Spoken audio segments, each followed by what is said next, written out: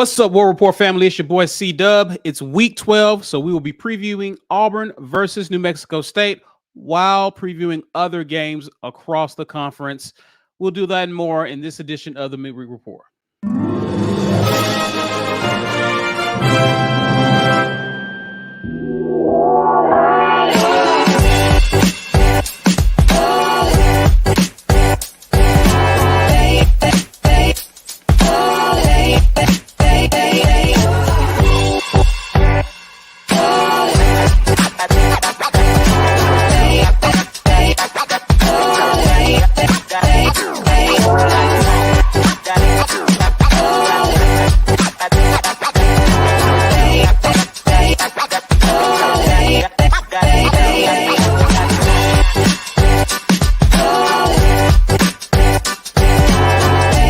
Wednesday, everyone, and welcome to the Midweek Report brought to you by auburnsports.com. Guys, definitely head over there, check out their content throughout the week. Special shout out to those guys for definitely supporting the War Report. While you're here, share this link, guys, to other Auburn fans who appreciate great Auburn content. Smash that like button. Subscribe if you're new to the channel. Get yourself a green name and get in on some of these exclusive film reviews that Ike has been chopping up throughout the season. Ike, tell them how they get a green name, sir. It's a very simple process. You click the join button, you decide what level that you want to participate, and we give you content. It's really that simple, man. I'm trying to do as much as I can to get y'all this great film review stuff out there. And we only have another game left where we're going to be giving away tickets. So if you want to get in on the Iron Bowl giveaway, you need to become a patron to be able to do that. Membership gifting can happen just like our guy Auburn Dad has already done today. If you are a member and you want to gift a membership, somebody can get a free month of War Report membership on you. You can hashtag get your weight up and we'll give away a free mug to you. Somebody's going to get that mug today, courtesy of War Eagle Oil. Go ahead and put hashtag get your weight up in the live chat to be able to enter that drawing and get with the guys on the network, man. We got a lot of great audio-only content that you can get in on. Auburn Express is how we are giving it to you. Uptempo Podcast, the College Loop, and Just a Sec Podcast all have great audio for you.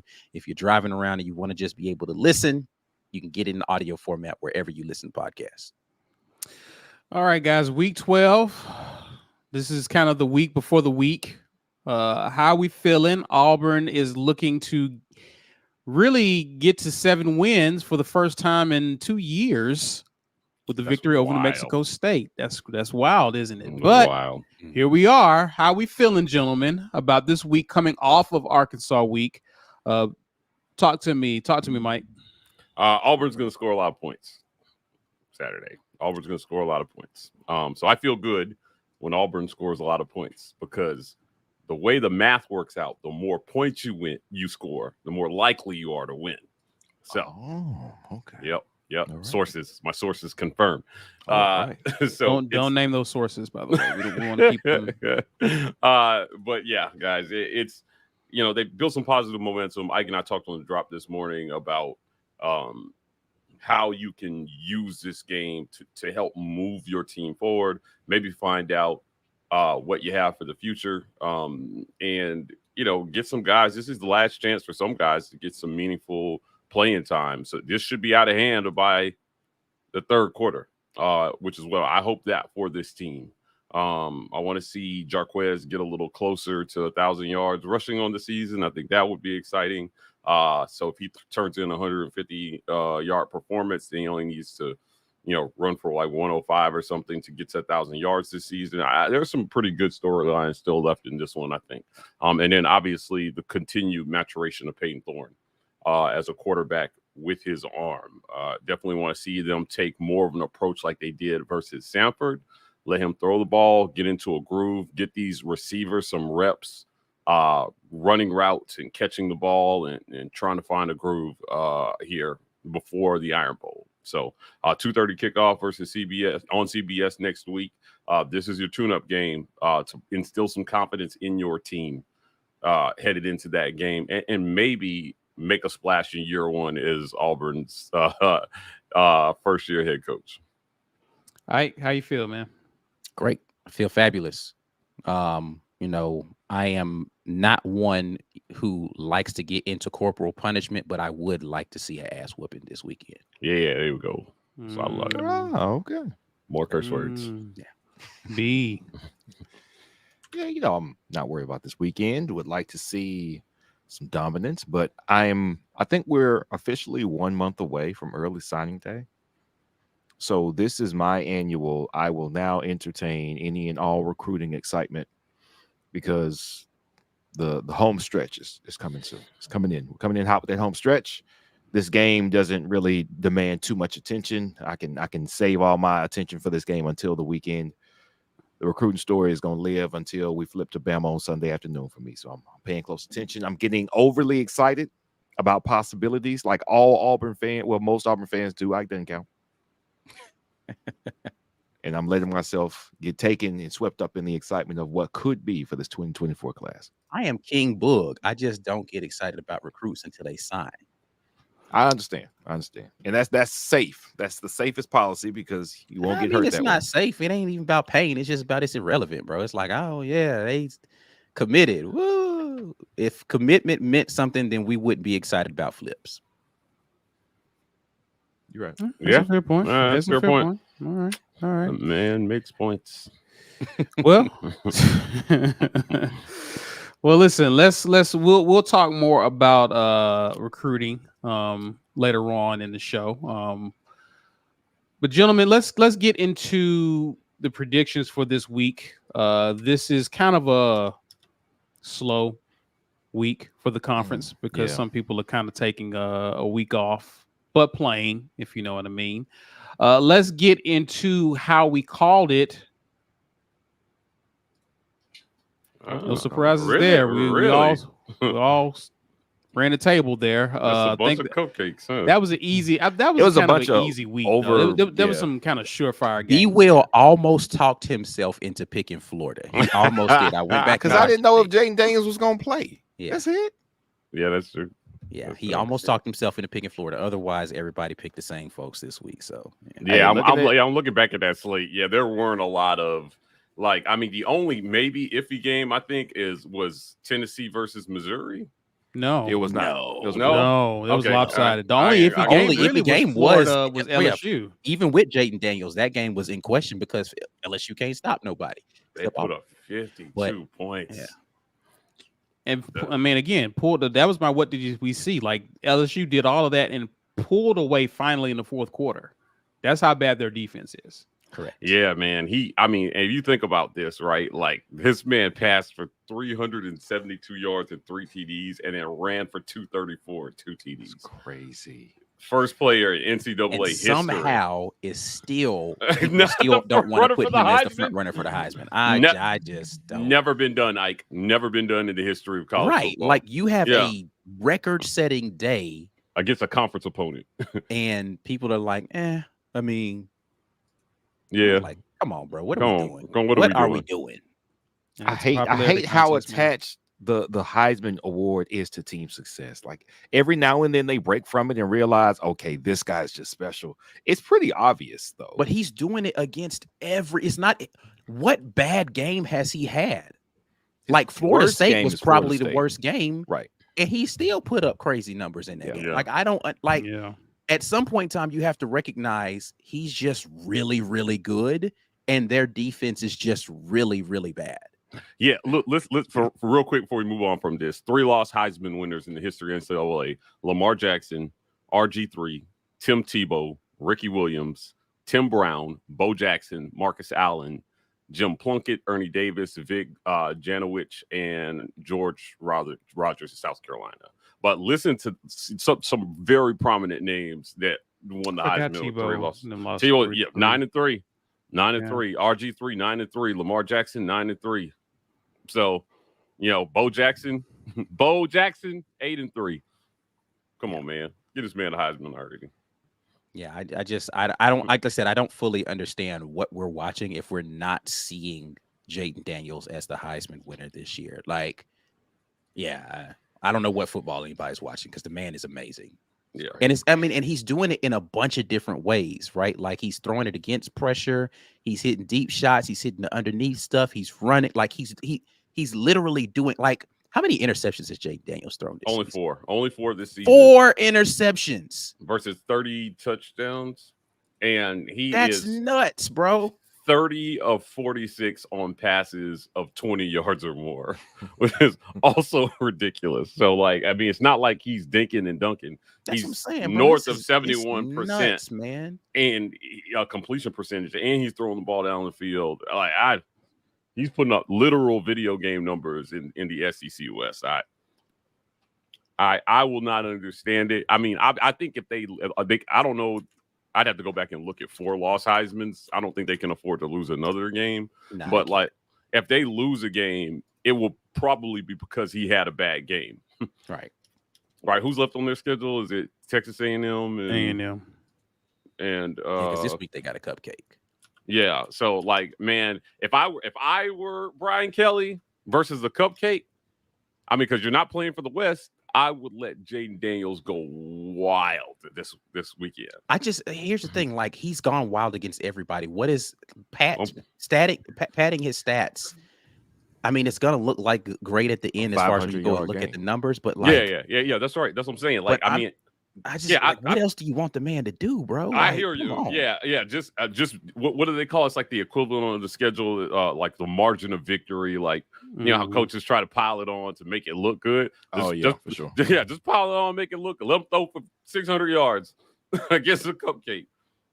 I mean, that's what I would do. Let them do another thing that hasn't been done in college football history. Because most of the time you would be pulling guys out of those games, so they'll have a chance to compile those stats. But yeah, I mean, what are you playing for, dude? Let this man go out there and solidify his Heisman campaign. So I also think that Vegas is baiting people a little bit. Yes, I think they're baiting people. I think they're baiting people on these Vegas odds. Some of those odds are absolutely. Well, like, people don't really know. Like, if you looked at these advanced metrics, and a lot of people who are sports writers who are invested in this, they are kind of making the case for Jaden Daniels in spite of those odds. Like, hey, listen, more yards than anybody, higher passer rating than anybody, more yards per play.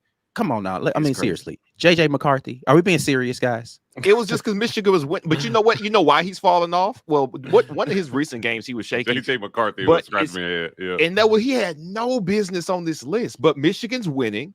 They won a lot of games in the last 3 years. So everybody jumps on. It's nonsense. I really hate fan voter awards. Honestly. Yeah. Statistically speaking, though, I'm with Ike. It's not even like a. I mean, I'm not even saying he's a bad quarterback. I'm saying, are we being serious? They threw like 12 passes versus we're not Penn State. We spending too much time on this. Yeah. Anyway, yeah, I'm with you. Let me grab some comments. Let's grab some comments and we'll get into the predictions real quick. Chris S says, time to update B Will's bio intro now that Jimothy's gone. I know, right? You gotta find somebody new to hate. This is gonna be a task. I got cut the check from Gus on my intro bio, so you can keep Jimothy a little bit. Okay, keep on. Okay, all right. I need some. We're gonna get some more hate going. It's Lincoln Riley. Lincoln Riley. I think that's who you already spotted your next victim there. So. It would make it better if it was somebody else in the SEC. I'm not gonna lie to you, but Lincoln Riley works too. That'll work. SEC's getting better though, man. Like, there are very few just outright bums in the SEC, or they're already under heat. Like, they're on their way out now. I don't have to actively hate them. Shane Beamer. I think he might not last much longer. You do all that crying and losing. You just do one or the other, brother. You can't do both. You gotta pick one. Shane Beamer. Turn my swag on the competition off. Corey Purdue says the recruiting hype is here. B. Will, Cam Coleman, LJ McCray, and Ryan Williams coming to the Tigers. Time to boog. Bro. Yeah, I'm gonna let y'all do that booging, and then I'll join you on signing day. Yeah. Yeah. Listen, if somehow Cam Coleman flips to Auburn, we sign Perry Thompson, we sign Bryce Kane, which would be ridiculous. By the way, Ryan Williams, that'd be the best. Converts to 24 and then signs and gets here in the summer. What? 3 5-star receivers in a single class? Yeah. Oh my God. That's help is on the way. Yeah, go For get a sure, 5-star man. quarterback to throw them the ball, please. Walk-on might be fine. He Hey, might be I'll fine. take a 3-star quarterback as long as he's accurate. I don't care what the star rating on the QB is. As long as that boy can hit an open receiver, let's do it. Oh, yeah, I'm just saying. He won't have to do much. You remember? Just ain't gonna make him look good. Was it Nate Craig Myers, wide receiver? That was the #1 wide receiver haul in the nation. That it was like him, Ryan Davis, and like Eli Stove and those cats. Mm-hmm. Yeah, I mean, it was a really good receiver haul. This one would be better. Yeah, it was amazing, and we never threw the ball, so it And we didn't never matter. threw the ball to them. Yeah, It's like, what? that's Got all kinda these my great point. receivers, but That's kind block. of my point. Yeah, it's great to have them, but I mean, if you're not gonna throw the ball at least 400 times a season, come on, man. Like, yeah, I'm with you. I'm kind of leaning Ike's way on the recruiting bug because we had a lot of bug earlier, and then it cooled a little bit, and now it's picking back up because we're getting closer. We talked about this. When's early signing day? The 20th of 20th. December. Yep. 20th December. The portal opens on the 4th. Right? Portal opens on the 4th, and so between the 4th and the 20th, you're going to see a ton of. I mean, we're going to be all over recruiting for those two and a half weeks. So this should be fun. Yeah, for sure. Let's get into it, gentlemen. Fun games here. Exciting games. Abilene Christian. Who knows where Abilene Christian is? I'm rolling with Abilene. It's baby. in Texas. Zippo's gone. That's all I know. It's in Texas. They're mostly in shambles. No, Texas A&M wins. They should be happy. They got rid of a bum. They should be excited. Was he well liked in the locker room? Do we know? Who, Jimbo? Yeah. Was he a player's coach? I don't think so, because players was leaving and they hated him. They didn't play for him very well if he was a player's coach. Who's interim? Me. I'm going to coach this week. I'm going down there right Congrats, after the man. show. I'm drive. I'm gonna head up. That is a good question. Who's the interim? Yeah. Is it? I don't think it's Petrino. It may be that DC. Who's at DC? Durkin. It may be him. Also a DJ former Durkin? head coach. It may be him. If I had to guess, I don't know for sure. But anyway, we are going Texas A&M here. Yep. Chattanooga. Elijah Robinson. Okay, I don't know that. Who? Elijah Robinson Yeah, no clue. Yep. is the interim head coach. He is the co-defensive coordinator. Chattanooga versus Bama. Yep. Yeah. All right, Bama. You know. Yep. Southern Miss at Mississippi State. Southern Miss isn't awful. How bad is Mississippi State right now, though? All my Mississippi State friends are just. Is Mississippi State going to cover? I don't know anything about Southern Miss. I'm not gonna pick against Mississippi State in this. Mississippi State. I'm picking Mississippi Southern State, but I'm Miss just is like not bad. They're really not bad. Yeah, I'm with you. I looked at this game and I'm telling you, like the direction of Mississippi State right now, even if they're the better team, I think there's a chance they could lose this one because they are just awful. Also fired their coach. They fired Zach Arnett, right? Right. that was just a weird that was just a weird transition anyway. Yeah, man, it was. It's hard being a dude to come after an icon, right? Like Mike Leach, and the way they came after him, and they changed it up, man. It was a bad decision, in my opinion, because it's difficult to hire a defensive-minded coach to come in behind Mike Leach. Yeah, I agree with you. The fact that Will Rogers wasn't like leading all the NCAA in pass attempts like 2 weeks in, again, that's such a change from what they've done historically under Mike Leach. I think when you build a team to play ball the way that Mississippi State plays ball, and you come in and you try to do a system change, a complete system overhaul, that first year is usually a disaster. Yeah. Right. I mean, remember when we tried to go from Gus to the pro style, whatever that was, yuck. Yeah, in 20. But we did it better though, because listen, we started 6-2 that season. The issue for Mississippi State though, you're talking about the wrong season. I'm talking about. You said Gus to Harsin. I'm talking about Gus's OC. Gus's OC. Yeah. Oh, yeah. yeah. So whatever. Who Well, was see, the guy they hired? In That's actually 2012? even worse, though, right? Like, Was that you that have wasn't an Tony ex- Franklin? Was it? No. No, They tried to go to like a pro What- style what is offense. that Who was that goof- guy's goof name? name? Goofballs. Yeah, it was. so goofy. Hey, Chad, help me out here. Scott Leffler. Leffler, yeah. Scott Leffler. That was a whole disaster. But see, like that made sense because the transfer portal. He didn't coached exist, Tom right? Brady when he was in high school. That's right. Like, when you have the transfer portal, you should be able to recruit guys that play in your system a little bit better than Mississippi State did, which is all the more reason why that was a bad hire for head coach. Like, I think he's a great DC and would have been fine if he had come and been a DC here at Auburn.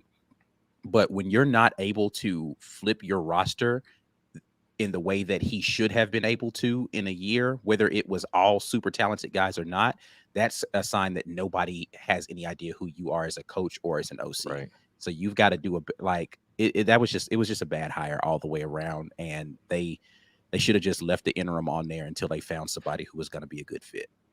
Right. Or at least promote the OC or something like keep the offense intact, because you Well, don't that's have what he enough. should have done. He should have kept the OC Yeah, intact that was instead of dumb. I just didn't understand that at all. Yeah.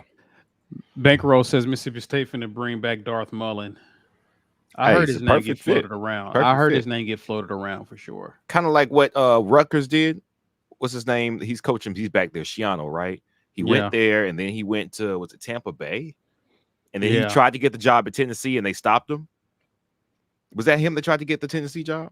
Yeah. Yeah. Mhm. And he, you know what, Rutgers is fine. I'm good, man. Let's. I'll stay here. I'm hearing Yeah. that Boise may be bringing old boy back. Spin the block, know where you belong, go back to where your home is, if that's where your heart is. All I those don't- Boise I don't- fans who try to tell us we made the wrong decision with Harsin are going to be kicking all kinds of air. They're going to be punching. Yeah. Air I don't freight. hate him. I don't hate him. They going back probably to want that Boise. old Yeah. thing back because they was kind of in the Yeah. dumps a little Yeah, bit. yeah, man. He was the Yeah. third winning his coach in college football when he left Boise. Hey, Active. listen, Active winners. Yeah. So like, I mean, he knows how to win there. Yeah, why not? listen. I don't care what they do. Yeah. He'll make like probably like $4 million a year, $4 million a year, and still be chilling, sitting on whatever his buyout was from Auburn. Yep. Jesus. And he Must can be recruit the way he nice. wants to recruit. Yeah, Yeah. right, right. I don't even understand how what do I need to be doing in my life right now to get to a position to fail and be a millionaire? Because that's essentially what these coaches are doing. They're Fail going up. places and failing miserably with all of the cards stacked in their favor and becoming millionaires. Well, I understand not compensation to the extent that failed coaches are getting, but one thing that they've done that very few people do, unless you're in a profession like this, is you are all about that sport and that profession for like 20, 25 years.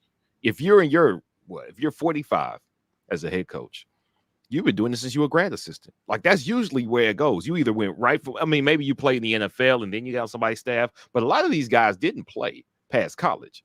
They just went straight from playing from college to working, and it's not like they even had the best part of the job. Like, you were going to be a grad assistant, you're going to be just breaking down film, just scout team.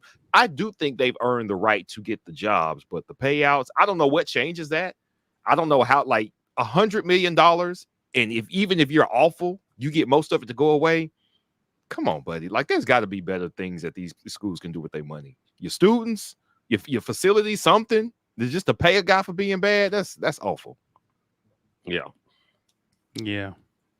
Yeah. I wonder how FSU fans feel right now. I know they feel pretty good this Yeah, week. they probably feel vindicated. They on the way Yeah. to a potential playoff berth, and Mhm. the guy who trashed Like, them and tore him that's down. a perfect year. Yeah. Like, yeah. Goodness Yeah. We gracious. went our Yeah. separate ways. What a happened? year You they went made. down, we went up. Yep. What a Yeah. year. Like, Yeah, they wow. get They into the went further playoff down and the before guy they- who left them gets fired. That's amazing. Yeah. Speaking of, let's get into it. Georgia State, LSU, Yep. LSU. Well, LSU by a lot, and yes, they cover. Yes. They might not stop scoring in that one. UL Monroe against Ole Miss. Yep. Ole Miss. Ole Miss is. The Ole Misses. They Do they cover might. this one? Jackson Darty's out, right? He is? Yeah. I don't know. I thought he got hurt. I could have swore he got hurt last week. Oh. I really don't know. I'm pretty sure Jackson He Dart did. got I hurt. mean, I think he saw did get Spencer hurt during Sanders the game, throwing. but I thought it was just out of hand, so they were giving the backup some work. No, No, he no, got hurt. trying to run through a darn somebody downfield and got Yeah. truck. Yeah, Jackson Dart. Yeah, he got injured, and there was some. I know because my Ole Miss friends were just like, "Why did they leave him in?" Yeah, he definitely got injured. He took a hard hit on a run in the third quarter, and he immediately went to the medical tent. Okay. Don't care. All right, Florida. Number 9, Mizzou.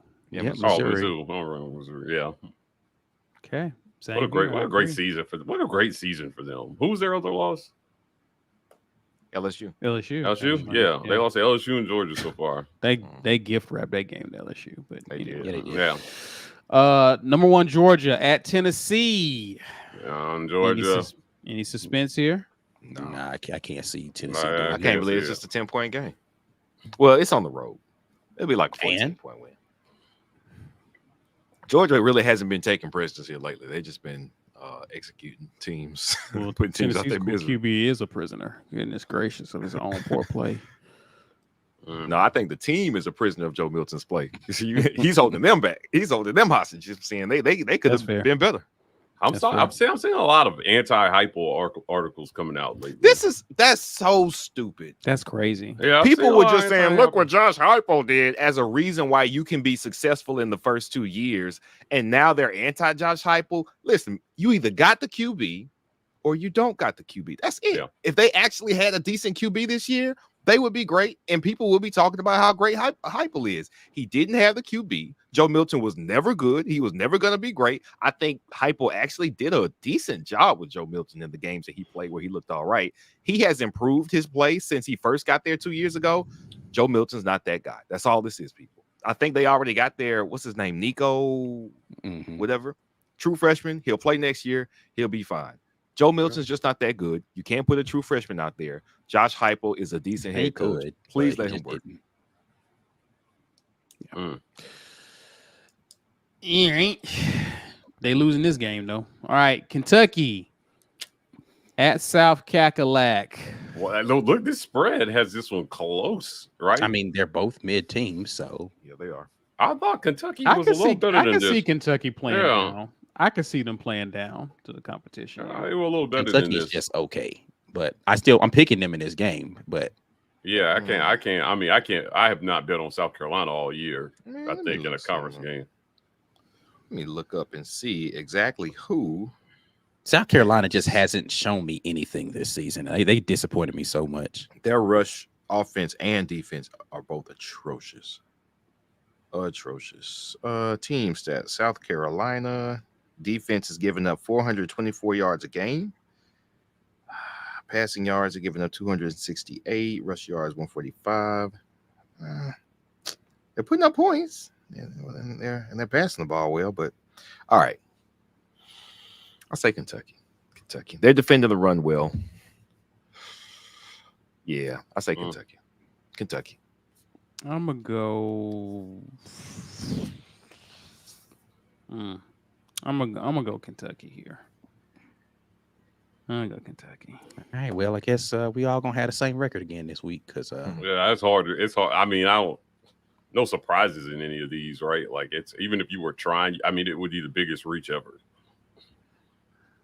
I mean, South Carolina. That's kind of a pick'em game. That's a pick'em game. It is. Yep. And I'm picking Kentucky can crap the bed. They could. So it would be Kentucky can crap the bed anytime. So that's what I'm saying. This is a pick'em. That's what I'm saying. We've seen them do stuff. I'm like, what? But anyway. All right. I think that's it, gentlemen. Did we pick Arkansas? Did they play this week? Did I leave them off for the thing? Did you leave them off? Oh, no, here they are right here. Good call, Mike. Yeah, I thought there was one. FIU at Arkansas. Oh, yeah. So not worth talking about. Arkansas. Well, I mean, Arkansas is terrible, but yeah, it's FIU. They're not that terrible. They're not that bad, yeah. They're not that bad. Yeah. All right. Definitely Moving right along. Yeah. Thanks. Yeah, I forgot about that cupcake of a game there. All Cup right. your cake. Fun times, man. Fun times. Listen, guys, we're about to pause, pay some bills, but you already know what to do, y'all. Please share this content. Smash that like button and subscribe to those who just found us. Let's pause, pay some bills. We'll be right back to discuss Auburn's game this upcoming Saturday. This edition of the War Report is brought to you by our generous sponsors. AuburnSports.com. For news and notes on all things Auburn Sports, head over to AuburnSports.com. When you work out, grill out, and chill out, you deserve the best life possible, and Golden's Cast Iron is here to provide the tools to help you do it. Check them out at GoldensCastIron.com. And our giveaway sponsor, War Eagle Oil. For all of your motor oil and related products, head over to WarEagleOil.com. Thank you, as always, to the sponsors of the War Report. Thank you to those of you who continue to be micro sponsors by giving us a little bit of your money every month to help us continue to do the great things that we try to do here at the War Report. A lot of film, a lot of tickets being given away. All of that are because you guys are faithful and loyal to that. Every time I jump on here and do a member only live, man, it's a bunch of y'all in here, and I appreciate that. If you want to be a member, click that join button and let's get this community growing.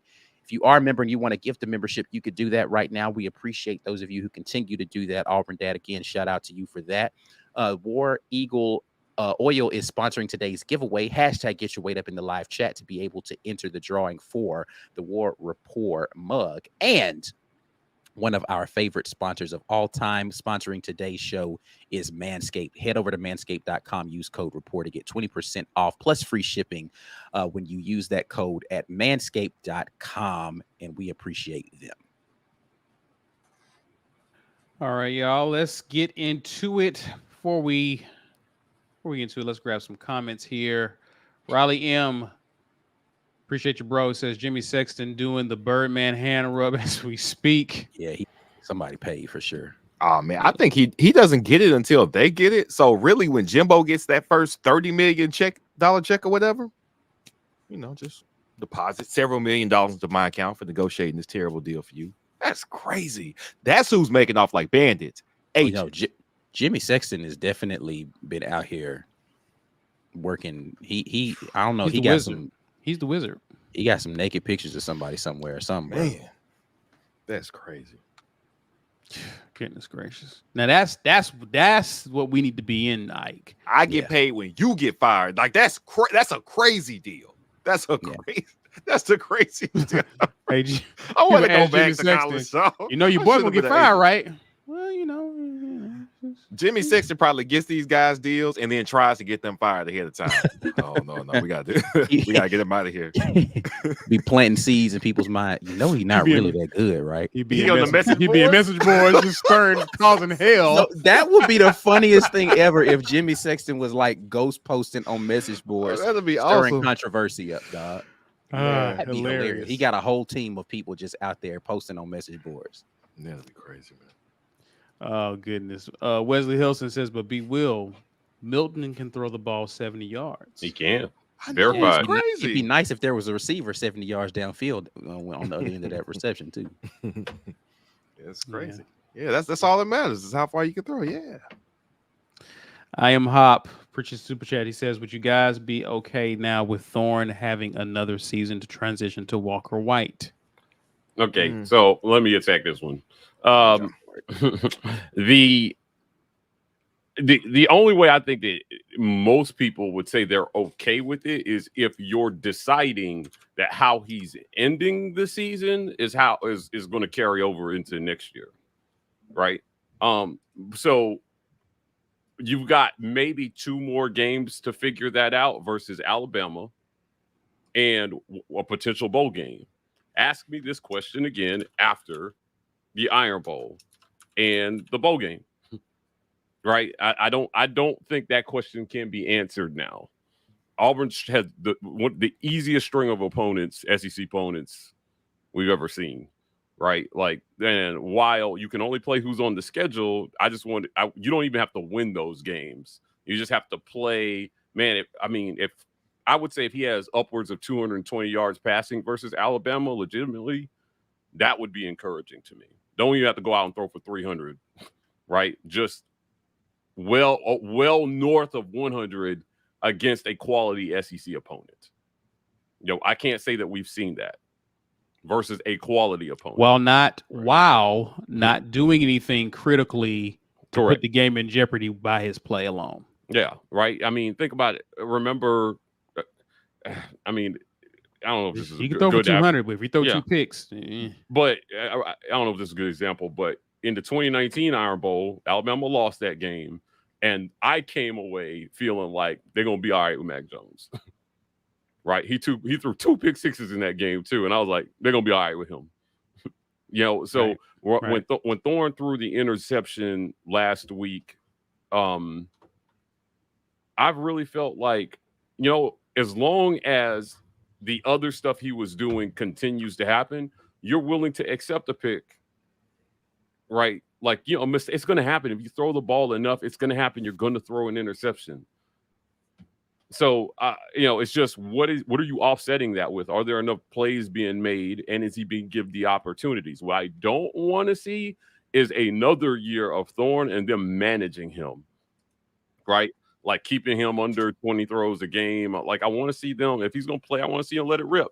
I've been pretty consistent on that point. Live or die with him throwing the ball. That's it. And because that's what you brought him here for. So ask me again after the bowl game. Let's come back to this. okay. And double the super chat. I say no. I don't really know. It doesn't matter what he's done. I think he's mediocre. I think Peyton Thorne is mediocre. And if you look at his entire body of work over the course of the season, it hasn't been anything that you would say, I've got to have that back. I think you would say, can I do better? And I think Hugh Freeze is going to go after. I said it after the spring, and I'm going to say it now. Hugh Freeze is going to go after another quarterback in the transfer portal, in addition to the quarterback that he gets in the signing class, because better can be done.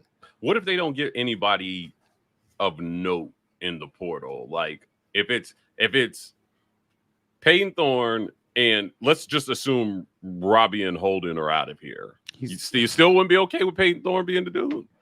If you under those circumstances, we don't have any better options. And I just don't think that's the case. Not with how we're recruiting, not with how we're fundraising. I think we're going to have, I don't want to say our pick of the litter, but we will have a much better option in the portal than the second transfer window that we got this past offseason. Sure. So that's what I think. I don't want to get too enamored with, we don't suck anymore. We're not terrible. Yeah, but you're looking at elite QB play every time the guys in Baton Rouge put it on. And then we're just happy that we're winning some games and we're not actually sucking on offense anymore. There's a lot between those two options, people. I know we're happy we're winning, but don't be fooled. There are better QBs out there than this. And we need to go get them. Your conference slate next year is Alabama, Arkansas, Oklahoma, A&M, Vanderbilt. You have Georgia still, Kentucky, and Missouri. And then you got Cal as your non-con. And Cal is your non-con P5. So, he's going to have to get better. LSU comes off the schedule, which I think helps at least some. Yeah, but you pick up Oklahoma. Yeah. Right. I mean, if Arkansas stays in the doldrums, maybe you get away with that one. You went to Arkansas. You had that game at home. And you still got Vandy on schedule. And Georgia. Right? And then you pick up Missouri as well, too. So depending on how they look next season. Is Cook come back? Yeah. I don't know. That's a good question. I don't know. I mean, Burden. I don't know. Burden come back too? Burton's only a sophomore. He's definitely coming back. Cook's got at least another year. Yeah. I'm about to say, Cook has another year of eligibility. I don't think he's played himself into a high draft pick at this point in time, so he likely will be back. So Missouri might be good again next year, depending on how many people come back from that defense. Right, is going to be the telltale sign, because the defense is really kind of what has allowed them to be. They've been good offensively, but the defense is what made them have an upswing last year, and they've kept them in the boat a couple of times this year. So it's a decent conference slate. I mean, there are definitely harder schedules next year and year one of Oklahoma and Texas joining the conference, but Florida. but you still got Alabama and Georgia on there every single year, right? Like I said, Florida has the hardest schedule I've ever seen. I don't know. Ever. I It might not don't even be know. close. Yeah, I don't That's even know if I've crazy. seen a schedule That's that hard crazy. in history. I mean, you have a permanent non-con rival in Florida State. You have to play Clemson. You have to play UCF, and then Samford is like their fourth, whatever. Like, and then an SEC schedule after that. Like it's a pretty ridiculous schedule. If Billy doesn't get fired after this season, he might want to get fired after this season. He I might don't want to know. start Bro, messaging their some recruiting interns. class Do what you falling gotta apart, do, Billy. bro, Get like- out of here. Yo, Yeah, it is definitely the hardest schedule I've ever seen. Like, wow. Yeah. Mm. Anyway, all right, guys, let's get into it. Let's talk about Auburn, Mexico State. 3:00 kickoff again. It seems like we had a lot of those this year. it's 3 in a man. row. Middle of the day for mid team. That's usually how that goes. mid. Yeah. I almost wish these would get over early in the morning. I wouldn't mind a 11 a.m. kickoff on. I was kind of hoping this one would be that, but Yeah. no. Auburn obviously is favored in this game. Auburn leads the series 3-0. Last time they faced off was 2012, where Auburn won 42-7.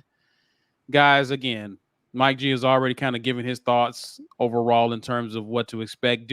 What do we think will happen in terms of this team's focus?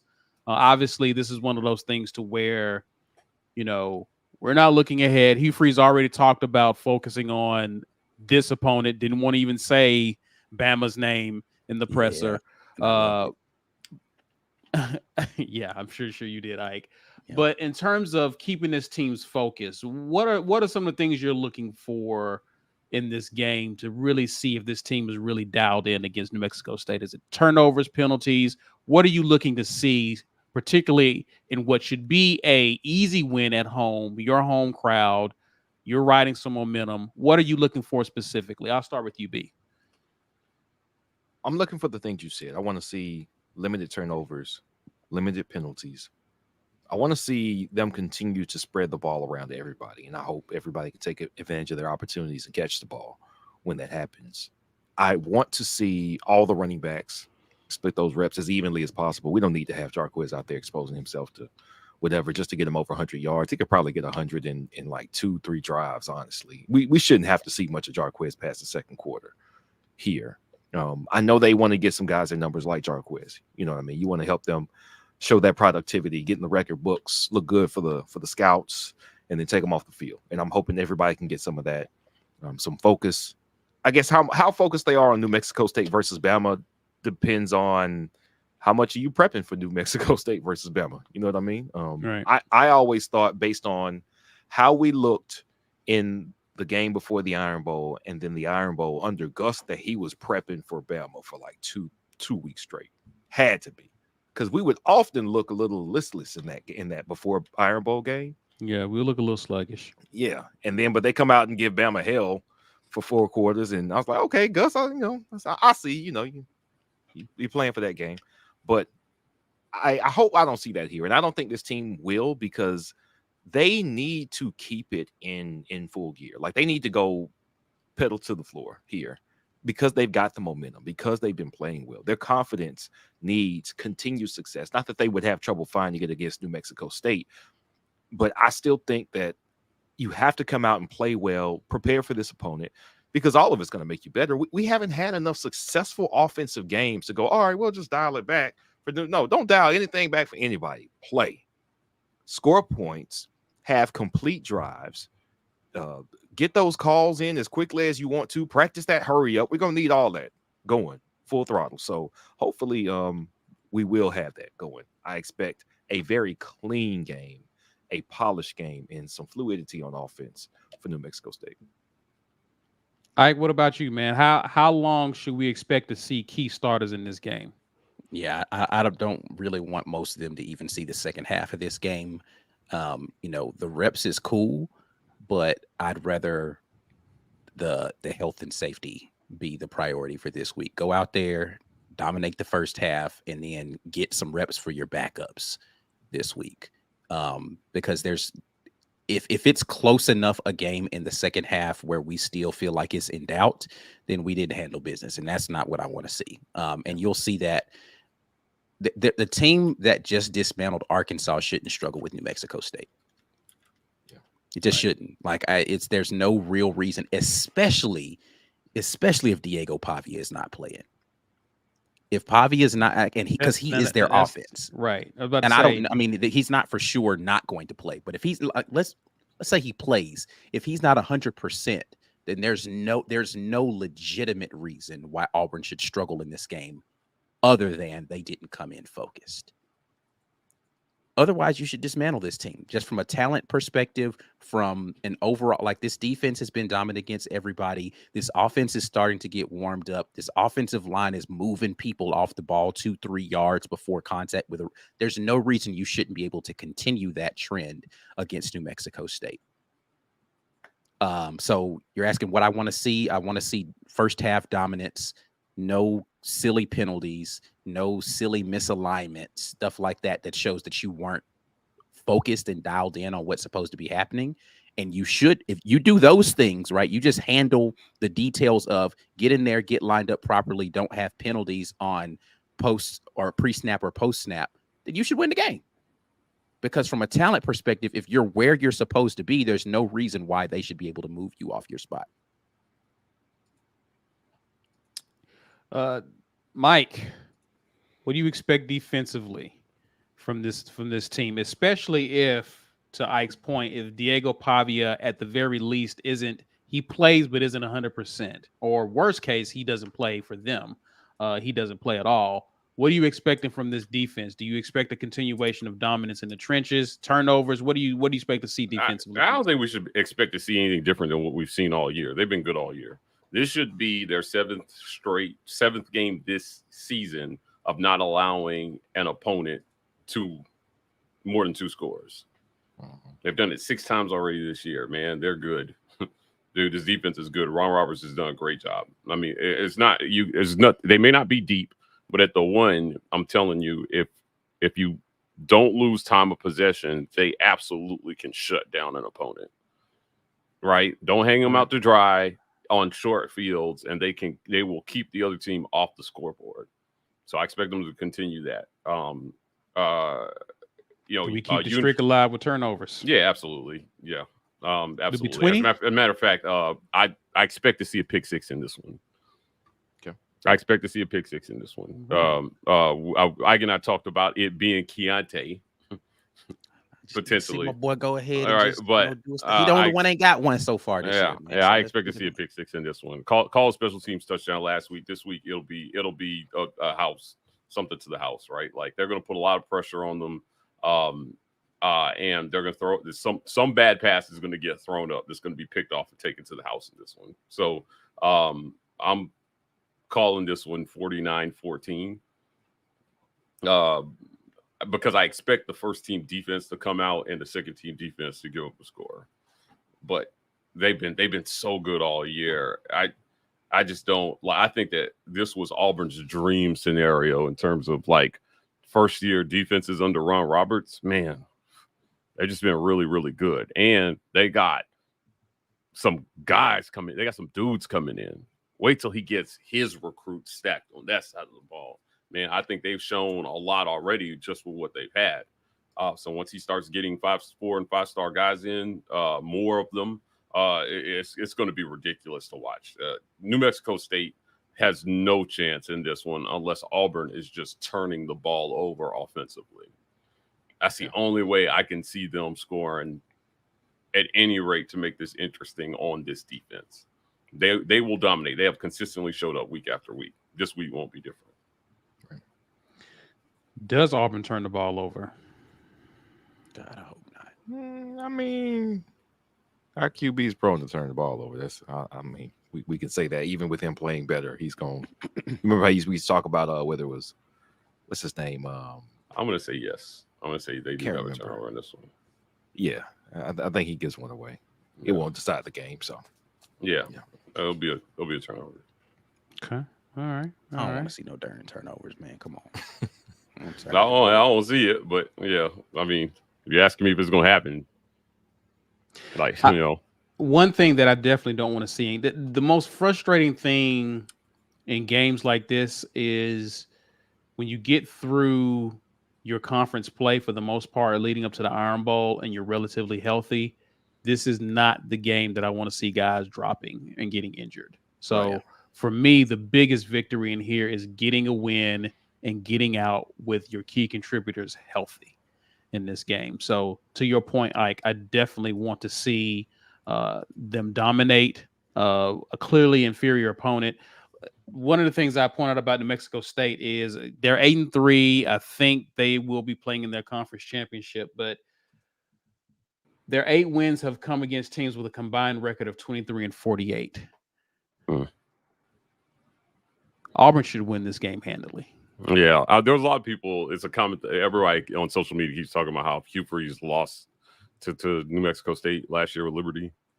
But I think Ike had pointed out they had a ton of injuries going into that game, did they not? Yeah, I mean, they were, I think at that point in time, this is when they were on backup QBs again. Yeah. After They're like on a third QB or something nuts. I don't think that translates to this game. I don't think anything happened at Liberty translates to this game. Some people are saying, hey, they're not a terrible team. They're not terrible. Who cares? Yeah. I just don't think it'll matter. Yeah.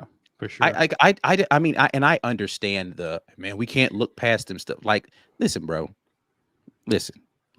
That we can't look past them stuff is for players. I can look past who I want to. I don't care. New Mexico State's not better than Auburn. Auburn should win this game. Like, let's just y'all be cannot clear. look past them. Yeah.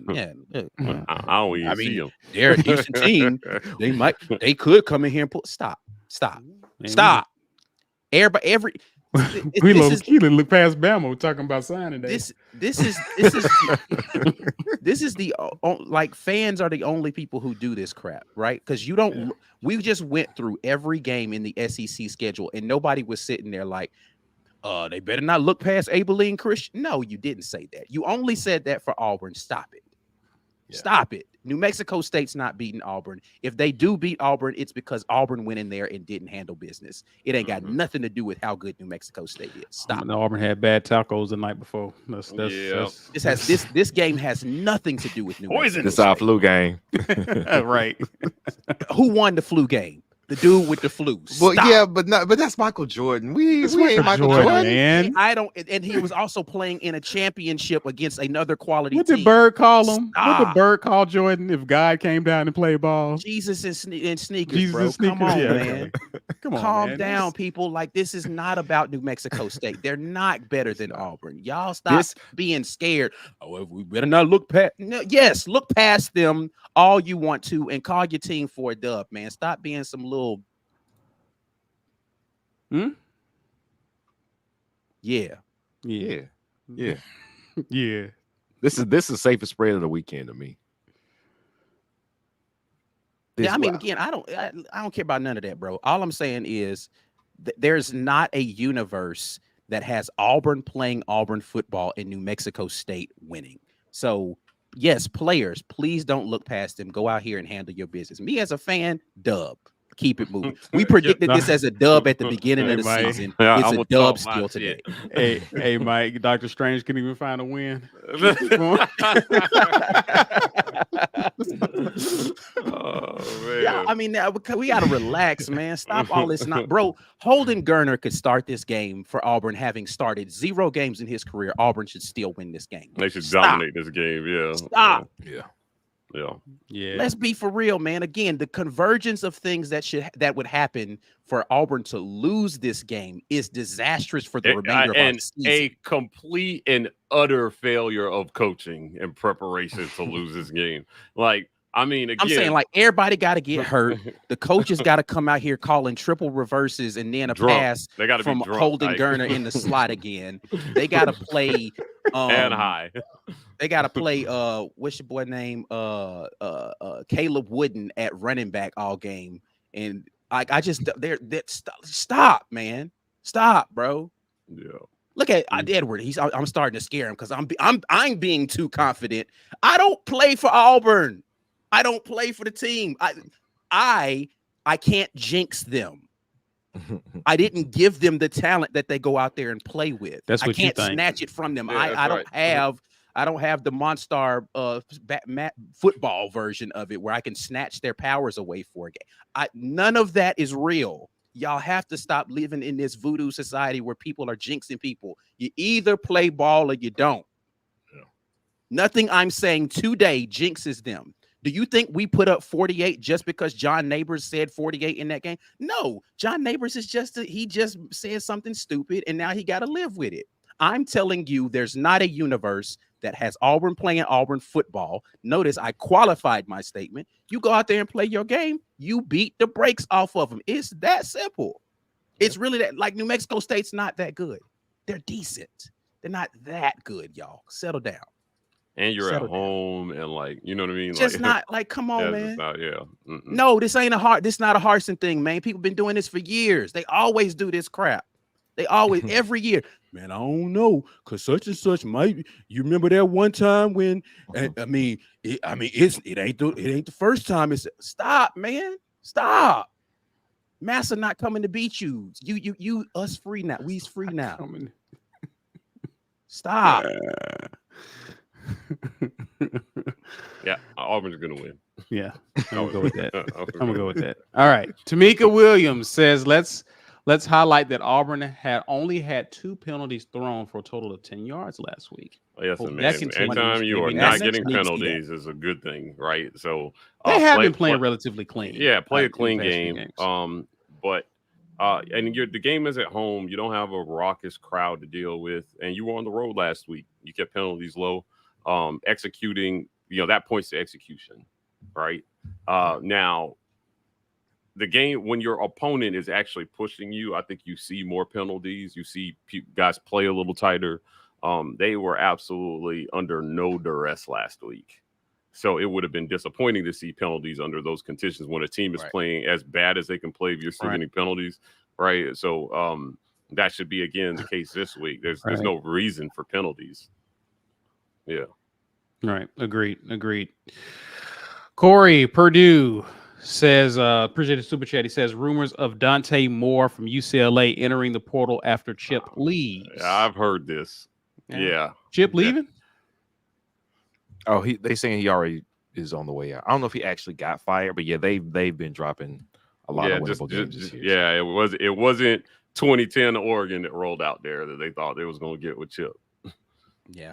So they had a couple of decent years when they had, what's his name, Dorian Thomas. Right. Yeah, I know what you're talking about. Yeah. Robinson, Thompson, whatever his name is. DTLR. I don't know what his real name is. But yeah. So he was a true freshman. Did he play this year? He started out there for them for a couple of games. Here's the thing, man. Like this is where they're in a very weird spot when it comes to quarterback, right? Because I've seen the Arch Manning stuff out there. I've even entertained the idea of a Malik Murphy, both of those being Texas backup quarterbacks. This is where you're in a weird spot if you're Coach Hugh Freeze. Dante Moore, Arch Manning, Malik Murphy all have multiple years of eligibility left, right? Mm-hmm. And you have who everybody thinks is your heir apparent in Walker White coming in next year. You already have Hank Brown on the roster. Whether he will ever see the field, I have no idea. But if you bring in a quarterback during this offseason with multiple years of eligibility, you're basically telling Hank Brown kick rocks. Yeah. And you're also potentially damaging yourself for a 25 quarterback, because if you're going to have multiple years of Dante or Malik Murphy or Arch Manning, and then you're going to hand the reins off to Walker White as the incumbent, when does that 25 guy even get to see the field, right? You're talking about multiple years of them sitting the bench. And how many really good quarterbacks want to come sit the bench for multiple, coming in knowing they're not going to see the field for a couple of years. Right. So you put yourself in a really tough position when you start to get into that territory. You have to have proven on the field that you are a factory for turning out QBs for the NFL. And I just don't know if you can, like, next, you've got it. And this is back to the conversation we had about Peyton Thorne. You can't be bad at quarterback next year. Like you can't miss next year. whoever you bring in as your, whether it's Thorne coming back or somebody out of the portal, or you convince Holden to come back and he's going to be the stellar guy, you can't miss at QB next year because it ruins your succession plan. It ruins it because it sets you back another year of you putting your proof of concept on the field for an entire season. You can't miss. And so are you going to take a flyer on a kid who has played in the Pac-12 with no real defenses and didn't look great? Are you going to take a flyer on somebody in Malik Murphy or Arch Manning who barely played in the Big 12? Malik Murphy mixed stuff out there on the field. He looked good on some of them, had some picks in that game. Yeah. Or Arch Manning, who hasn't played a single game. Or do you go get a guy who you think is proven? Again, go with the Peyton Thorne experiment type of thing and bring in a guy who you think is good but hasn't played it. It's like, I don't envy the decisions that this coaching staff have to make at quarterback during this offseason because it's tough. And I think it's a lot tougher than people think it is. Yeah. Well, I was going to only add to that. I think it's tough everywhere trying to project. Oh, no, I'm not saying it's not just. I'm just saying it's really tough when you don't have an incumbent that you know is good. Yeah, even then, man, like trying to project how a guy is going to play is hard, right? I mean, you could have a guy with all the talent in the world. I don't know if it was you, but like, I know a lot of people are like cautioning or calling for caution on Walker White, and not too many expectations on this kid like too early. Right, because it is difficult. It is very difficult. Coaches get this wrong all the time, more often than not. Yeah, right, it's not easy. It's not easy to project who your quarterback is going to be. That's why this comes up so often. It's it's so funny. One of my favorite things is when people say, "So you guys think you know more than the coach?" And I'm like, well. He sees them every day in practice, certainly, but are you asserting that no coach ever gets this wrong? Right. Like that's wilder than me thinking that the backup might be the better guy. Right. Like I just, it's really difficult. And so kind of underscoring something that Ike said, like you can't, and if this is not what you said, correct me. Like you can't, you need a better version of Peyton Thorne next year. He's going to be your quarterback. Correct. No, that's exactly what you need a better version of him. And I will listen. Georgia won a national title 2 years ago, and I came on this show, and Georgia fans attacked me and said they're going to need a better version of Stetson Bennett if they're going to win it again. They got it in spades, man. Yeah. They got a much better version of Stetson Bennett, and I would argue they could not have repeated without that version of him. Yeah, they would have definitely lost Ohio State in the playoff. They might have even got. I'm telling you, there were some. They might have lost the Missouri game. Yeah, they might have lost it. Yeah, come on, man. So it's. I don't think. So here's where. I think it gets dicey with the guy that you is the potential incumbent. Is that you've already seen a better version of him somewhere else. Mm-hmm. He took a step back here, and now you're wondering, has he returned to that form?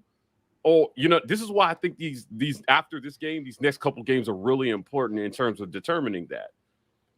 If he completely craps the bed against Alabama, then you absolutely have to look at moving on in my book. I think it would be a bad bet to go into another spring looking at him in practice because words to listen to Hugh Freeze, he did all the things you were looking for in practice to win the job. And then still play like he played over the first half of the season. So this will be an interesting. I know there's a lot of room. I saw a lot of the Arch Manning stuff too, like it's been everywhere. People are like, why are y'all talking about Arch Manning? We got games left. And I'm just like, I think that this coaching staff has been pretty clear. They're going to the portal. Here's the thing. This coaching staff is going to have to go to the portal in terms of how this QB situation has panned out this year. I see a very different QB room going into this next season. Yeah, this coaching staff is going to have to go. I think Holden's out of here. I think Robbie graduates in the summer, but like if he has an option to exercise, he's probably going to exercise it. And then you're left with either Peyton Thorne and or like some mix of like freshman Walker White. Hank Brown. Yeah. Like, I mean, you got it. I think that you You're going to have to go for broke. You're going to have to go. You're going to have to go for it in the You're going to have portal. to put all your eggs in one in a basket. You know, I don't know, and you need to be able to pivot easier than you did this year. Right? You need to be able to say, okay, this isn't working out because, like, again, everybody gave me the year one thing. I was like, this team is better than they're playing. Right? Wait till he gets his guys. Well, he's got some good guys now. Right? So every year that excuse dwindles. Yeah, which is why I say you can't mess this up. Right? Yeah. And it may not bear out in terms of wins and losses. Like, it may not be like a 10-win season, but it will absolutely look like you've taken a step forward in terms of execution and how it looks. Yeah. That's all I'm saying, right? Like, look at the season LSU's having, right? Disappointing in a lot of ways, but offensively, it's you know what I mean? There's still something good to field around there. And they felt, I mean, technically they would have fallen off this year from what they did last year. They won the West last year. As a team, they took a step back. As an offense, they definitely took steps forward. Yeah. You know, and so you just want to see them taking steps forward, and that means the players have to take steps forward. Offensive line has to take steps forward. And I'll leave with this. This offensive line, I was talking to an associate close to the program. We were talking about the turnover that's going to happen on his offensive line after the season is over. So you're going to have some new pieces there too. And you need some guys that can step in and protect him as well, too. He deserves that. He deserves to be protected and have an ideal situation to throw a ball if he's going to come back here and play another year. Otherwise, you need to have a guy who can play in less than perfect conditions. Right. Who can produce in less than perfect conditions. We've seen it. We've seen it at better programs. We've seen it. Yeah. All right, guys, listen, we're at the giveaway part of the show. We're giving away a mug courtesy of War Eagle Oil. Hashtag get your weight up in the comments to enter to win. Ike's fixing to draw thinner. Finna do it. Yeah, I thought you was gonna put the thing up there. That was the only thing I was waiting on. All right, let's do it, man. Let's get this drawing going. Somebody's got to win this mug. That's courtesy of War Eagle Oil. Today's winner is Stark Bice. Stark Are you Bice, here, Stark? Are you here? Let us know if you are here in the. He was here at 9:07. Okay. All right. Yeah. All right. Ike, you want to talk real quick before we get into the rest of the comments about on the Victory, man? I know we talked about recruiting. Did you want to? Can you talk to the people a little bit about that? Yeah. There's Stark, by the way. He's here. On the Victory they were given a thing. And Mike, you already recorded that, right? Yeah. We're gonna put it out. I'll let Mike talk about it. Talk about it, Mike. Yeah, we our guy Greg Whiteside, right? Who is the executive director of On the Victory. We did a short interview, and him and I talked at length off camera as well too about what they've got going on over there. There is an opportunity for Auburn fans to help Auburn on the NIL front in a pretty historic way. A big donor has pledged to match every dollar donated either directly or through their subscription service up to $1 million. So that can fund your NIL in a big way, man, and help Hugh Freeze at least continue to compete for the recruits that he's wanting. So if you want to get involved, you can do it for as little as $17 a month. I think they're requiring like a 3-month commitment, but $17 a month. Go to ontovictory.com and sign up for, you can see the different options. They've got like 5 different levels, right? So it will be, look, man, they believe in what they're doing over there. It's a new era of college football, right? And if the more sustainable model for Auburn is to get fan involvement in NIL. So a lot, like a few can give a bunch, or a lot can give a little. And I'm telling you, it's more sustainable for a lot to give a little. So There are a lot of Auburn alum out there and just fans. And, if you got $10 that you want to invest into the program, so to speak, you can take that money and you can give it to On to Victory. You can actually designate where your money goes. I don't know that most people know this, right? You can say, I want to support gymnastics. Put my money towards gymnastics and help Auburn continue to get top level gymnasts into the program. Or you can support women's basketball or men's basketball. It has become super important. I saw at Texas A&M before they fired Jimbo, like the week before or halftime of the game that they fired him. They presented a check from their from their big donors for $164 million. Goodness gracious. They were like, we want to get rid of our coach. Okay. Cut the check, Caesar. Cut the check. They cut it. They cut it like 5 times and then combined it into one check and said, you're out of here. And it was like Jimbo's buyout plus a whole other super max contract for another coach in one check. Now, I don't know that Auburn has that in their fan base, but you don't necessarily need that.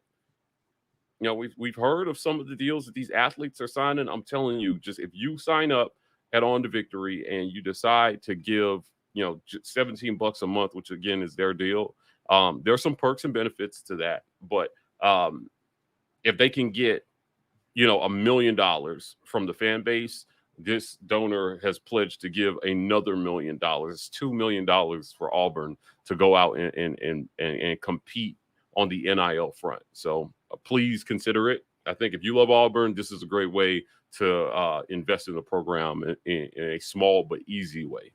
Right. And I think at this When point, is that dropping, Mike? My bad. Tomorrow morning we're gonna put it out. But we just talk. I mean, if you don't know much about this, it helps to hear from the guy who's running it. right. When the first collective that started, the guy's name was Rick Davison. Ike and I did an interview with Rick, just kind of talking about what they reinvented this, right? Like On to Victory is one of the better collectives in the country. So he talks about how lean they run it. I'll let you guys watch the video tomorrow. But if you want to know how that thing is run, this is your chance to hear that directly from the guy who is a part of the program in a pretty big way for not being employed by the program. So, and I think the deadline is December 20th. They're trying to hit 5,000 members. They're at 1,660 members of On to Victory. So to reach that initiative, they're calling on the Auburn fan base, family, alums to be a part of this and help us reach that goal. For those of us who've been excited about the program and excited about recruiting, excited about the student athlete, this is a great opportunity to put your money where your mouth is. So definitely take advantage of that. All right, gentlemen, let's grab some supers, give some final thoughts. Auburn Dad says, if I am New Mexico State's head coach, I am not playing him being Diego Pavia, basically saving him for their championship game if he's not 100% there.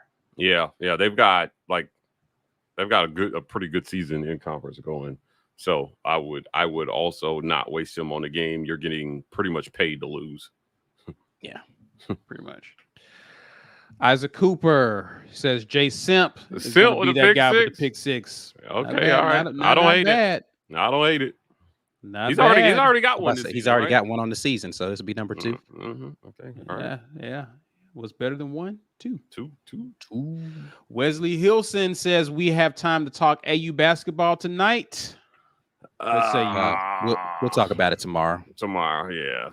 Ike has done a good job of this year, y'all. Like he's talking before the game. Ike, you going to do post as well, or you just kind of see how you feel? Is that a consistent thing? Nah, post game is going to be more so about how late the game is over with, what all is still happening here at the house. So we'll see.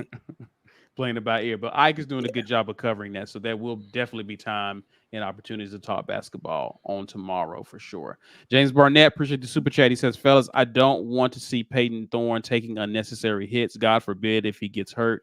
We all know the controversy it will cause as it relates to QB2. I agree. Is it going to be controversy? I mean, never mind. It's Auburn fans. What? It's gonna be controversy. Never mind. I don't know what I was thinking. Goodness. Yeah. No, I don't want to see him taking unnecessary hits as well. You guys did talk about this though. If I am New Mexico State, it's almost like because we've seen Peyton Thorne run a lot in some of these games because teams have like, we rather die by Peyton Thorne instead of by Jarquez Hunter. So is there a possibility that teams sell out for Jarquez? Yes, and of course just they will. and dare Peyton Thorne to beat him with his legs, basically. This so is we could see Peyton Thorne running the ball a lot. Yeah, this is kind of this was part of my point as well, too, James, when I talk about not wanting to see Peyton Thorne run. Look, man, I get he's a tough guy. But I don't like even if Robbie was out there, I don't love these guys taking a bunch of hits. I don't. You guys remember last year when Robbie was running down the field throwing blocks? I'm like, dude, bro, what are you doing? Stop. You are the quarterback. Now, again, when you're used to running the ball and taking hits, you know how to get hit. You know how to protect yourself on the hit. And I think and I'm not saying Peyton Thorne can't do that at all, but they put their eggs in this basket, and so keep him healthy. A lot of stuff about the quarterbacks like him running the ball that make me nervous, right? Because even for like Jaden Daniels, somebody like Jaden Daniels, every time he runs down the field in that Bama game, you guys remember when he made that dude fall? He like juked the dude and made him fall, and then 3 seconds later, a dude came from behind and just crushed him. And in my head, I'm just thinking, oh, I hate those hits. I wish if you're going to run the ball, okay, or if he's going to run it, man, Peyton, get down, get out of bounds. Don't be a hero, man. You don't have to take hits. Save your body. You need to be able to get up and lead the team and throw the next pass. Protect yourself because, assuming that they need you to win, they need you healthy. The little 8 yards or whatever, man, that's – I don't, unless your quarterback is dynamic, I don't always love it when the quarterback is the second leading rusher on the team. Unless you just built like that, like Cam was. That dude was bigger than most linebackers, so we never really worried about it. Nick was so elusive. I ain't gonna hold you. I was worried when Cam was taking hits sometimes. Yeah. I was like, hey man, come on, bro. Cam would do this thing, he'll stay on the ground. After he gets tackled. Oh, yeah, he's like, yeah. All right, I'm good. Yeah. So it always makes me nervous. So when you have a guy who's playing well right now, man, injury is the last thing you want to see. And when those quarterbacks run, it's the defense, they light up, man. They're just that's what happened to Jackson Dart last week. Yeah, I'm gonna put a hit on this guy, right? It happens.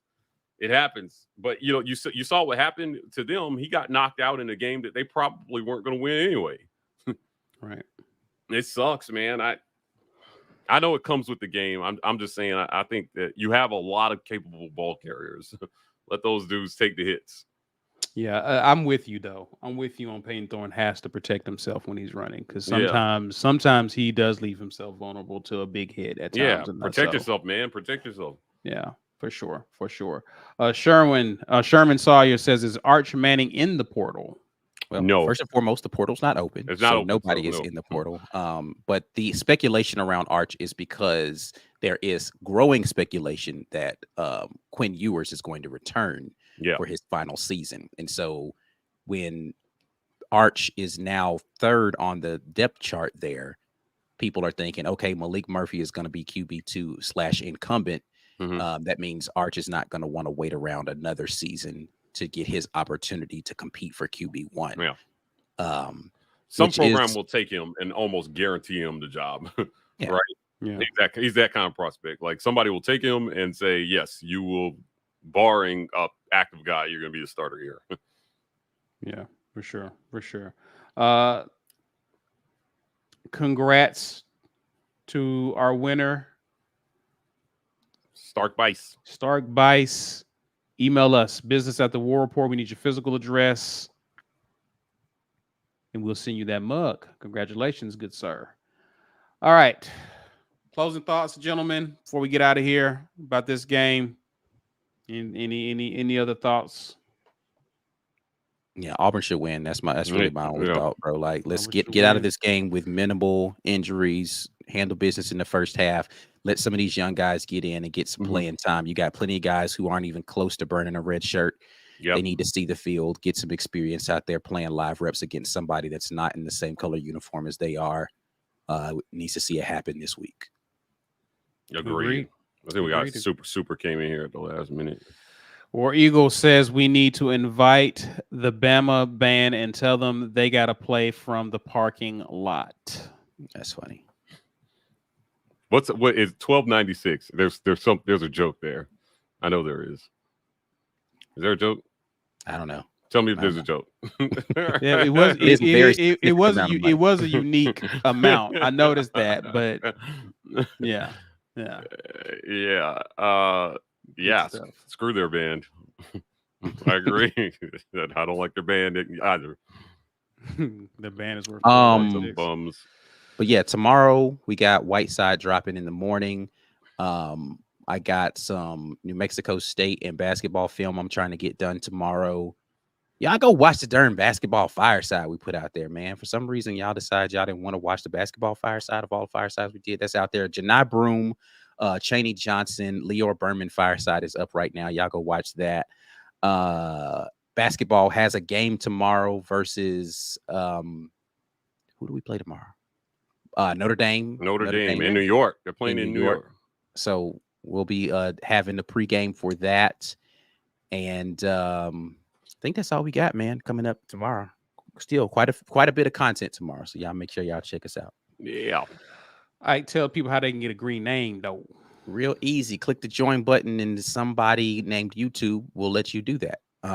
And you get all of the benefits that we've talked about already. One more membership giveaway left for our patrons. So y'all make sure that y'all are locked in with a patron membership if you want a chance to win tickets to the Iron Bowl. You can get gifted a membership by one of the current members. Definitely appreciate everybody who continues to do those gifted memberships. If you didn't get a chance to win something, thewarreport.com is your place to be able to do that. You can get all of the War Report merch that you see us rocking here on the show, and other people have been doing a great job of supporting with that. The podcast network is everywhere you listen to podcasts. Just pick a place that you want to listen. Auburn Express, Uptempo, College Loop, and Just a Sec pods are right there for you. Another quick shout out to the show sponsor, Manscaped, manscaped.com. Use code REPORT. Get 20% off and free shipping when you use that code there. And Manscaped has been a great sponsorship partner for us this season, and we appreciate them. And you can continue to support us by sharing this content. Also, smash that like button before you get out of here. If you manage to find our channel, some people leave us comments saying, hey, I just discovered your show. Love the show. Please give us a subscribe, guys. Help us get our numbers up. You can find us on social media, Instagram, Twitter at The War Report. We're also on TikTok at TW Rapport. Except for now, guys, we have a lot of content coming tomorrow, as well as the morning drop on Friday, Facts and Law edition. Definitely want to see you guys there. But until then, enjoy the rest of your evening. And as always, War Eagle. War Eagle.